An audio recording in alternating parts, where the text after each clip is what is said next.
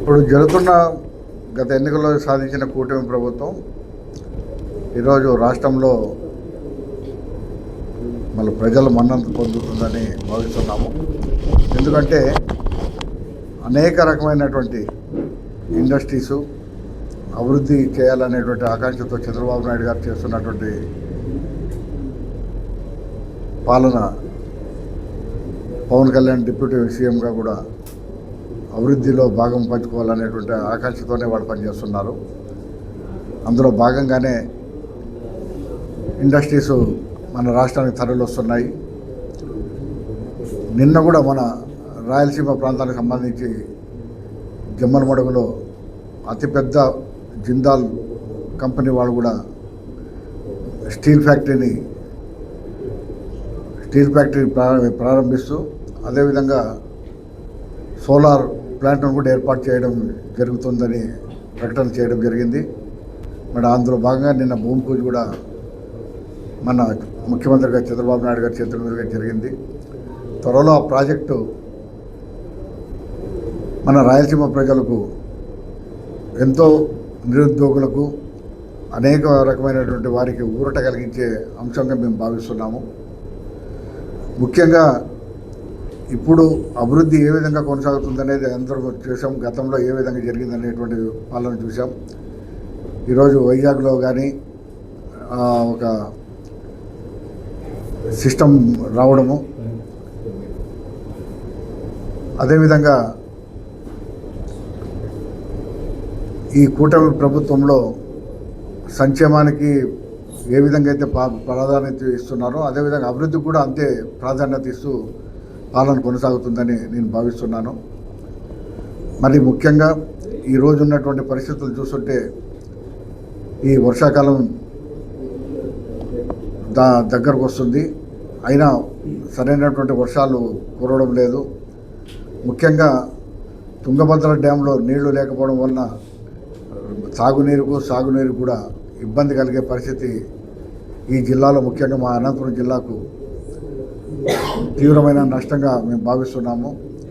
మరి ప్రభుత్వం ఈ పరిణామాన్ని ఎదుర్కోవడానికి తగు రీతిలో చర్యలు చేపట్టాలని చెప్పేసి కూడా మేము ప్రభుత్వాన్ని డిమాండ్ చేస్తున్నాము. ఎందుకంటే ముఖ్యంగా అతి కరువు ప్రాంతమైనటువంటి అనంతపురం జిల్లాకు సాగునీరు, తాగునీరు కూడా తీవ్రమైనటువంటి ఇబ్బంది కలిగే పరిస్థితి ఉంది.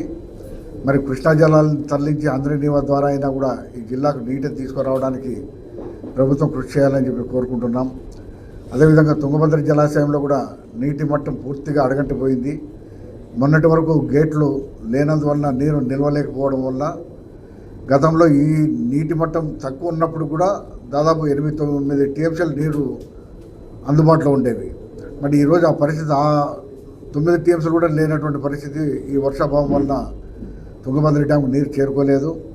మళ్ళీ రాబోయే రోజుల్లో ముఖ్యంగా మా అనంతపురం జిల్లాకు సాగునీరు మాట దేవుడెరుగు, తాగునీరు కూడా పరిస్థితి తీవ్రమైనటువంటి ఇబ్బంది కలిగే పరిస్థితి ఉంది.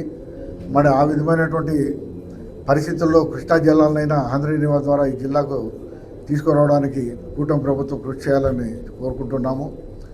ఎందుకంటే ఈ జిల్లాలో పూర్తిగా వర్షాభావంతో ఆధారపడినటువంటి జిల్లా ఇది. అటువంటి జిల్లాకు గతంలో రాజశేఖర రెడ్డి ద్వారా అంతో ఇంతో తాగునీరు, సాగునీరు ఆంధ్రనీవా ద్వారా రావడం జరిగింది. మళ్ళీ ఈరోజు ఆ నీరు కూడా వచ్చే పరిస్థితి లేనటువంటి పరిస్థితి ఏర్పడింది. కాబట్టి ప్రభుత్వం ఆ దిశగా కృషి చేయాలని చెప్పి కోరుకుంటున్నాము.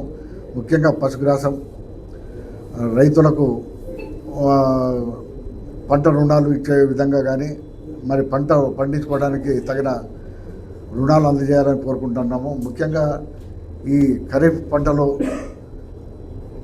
మరి సాగునీరు ఏ విధంగా అయినా కూడా తీసుకురావడానికి కృషి చేయాలని చెప్పి కోరుకుంటున్నాం. ఈ విధమైనటువంటి పరిస్థితుల్లో ఉన్నటువంటి జిల్లాను ఆదుకోవాలని చెప్పేసి కూటమి ప్రభుత్వాన్ని మేము కోరుకుంటూ, అభివృద్ధి బాటలో నడుస్తున్నటువంటి ఈ ప్రభుత్వాన్ని మా జిల్లాను కూడా అభివృద్ధి బాటలో నడిచే విధంగా పనులు కల్పించాలని కోరుకుంటున్నాము. మరి కేంద్ర ప్రభుత్వం కూడా ఈరోజు పనికి ఆహార పథకాన్ని చేపట్టడం జరిగింది. దాని ద్వారా కూడా రైతు కూలీలకు మంచి పని దినాలు దొరికే విధంగా ప్రభుత్వం చేపట్టాలని కూడా డిమాండ్ చేస్తున్నాము. ముఖ్యంగా పశుగ్రాసం అందించాలని, రైతులకు పంట బీమా పథకాన్ని అందించే విధంగా కృషి చేయాలని చెప్పేసి కూడా మేము కోరుకుంటున్నాము. ఇక ఈ సందర్భంగా మేము కోరేది ఏమంటే త్వరలో లోకల్ బాడీ ఎన్నికలు కూడా నోటిఫికేషన్ రావడం జరుగుతుంది. ఆ ఎన్నికల్లో జనరల్గా గత ఎన్నో సంవత్సరాలుగా చూస్తున్నాం, ఏ ప్రభుత్వం అధికారంలో ఉంటుందో ఆ ప్రభుత్వంలోని నాయకులే సంస్థాగత ఎన్నికల్లో విజయం సాధించే దిశగా జరుగుతున్నటువంటి పరిస్థితి ఉంది. మరి ఈరోజు ప్రతిపక్షం కూడా ఏది సరైనటువంటి దిశలో అడుగులు వేయడం లేదు, ప్రభుత్వాన్ని నిలదీయడం లేదు. ముఖ్యంగా రాజధాని విషయంలో పూర్తిగా ప్రజలను తికమక పెట్టే ప్రకటనలు రోజు ఒకటి వస్తున్నాయి. మరి ఈరోజు కేంద్ర ప్రభుత్వం గెజెట్ నోటిఫికేషన్ ఇచ్చి అమరావతి రాజధానిగా ప్రకటించింది. మరి అమరావతి రాజధానిలో కూడా పనులు వేగవంతంగా జరుగుతున్నాయని చెప్పేసి కూటమి ప్రభుత్వం కానీ, పురపాలక శాఖ మంత్రి నారాయణ గారు కానీ, R&B మంత్రులు కానీ, మన ఆర్థిక మంత్రి కానీ పదే ప్రకటనలు చేస్తున్నారు.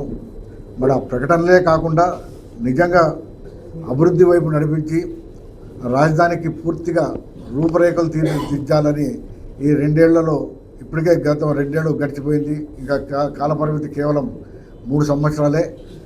ఈ 3 సంవత్సరాల్లో కూడా చివరి సంవత్సరం పూర్తిగా ప్రజలు ఎన్నికల వైపు మాట్లాడే పరిస్థితి ఉంటుంది. కేవలం ఈ ప్రభుత్వానికి ఉండేది కూడా 2 సంవత్సరాలు గడివే.